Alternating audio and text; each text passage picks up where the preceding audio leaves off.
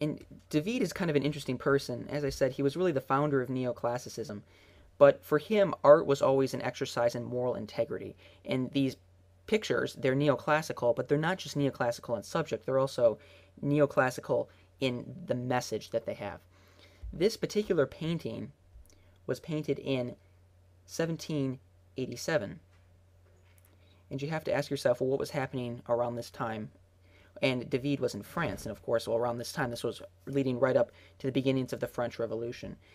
So David painted these pictures of heroic instances where people like Socrates, kind of the paragon of doing what's just, of doing what's pious and morally and ethically correct. He wanted to say, look, these people have upheld these values even in the face of death. Now we're faced with, injustice in government. We're being abused by the authority figures in our society, and we need to stand up to that.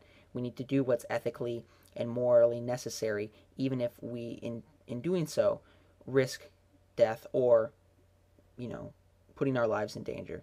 And he calls to attention someone like Socrates, who, even in the face of death, was still brave. His defiance, how he's pointing, how he continues to talk, even right before he drinks the hemlock. You can see how David has portrayed him. He's strong, even in his old age, and even in the few minutes leading right up to his death.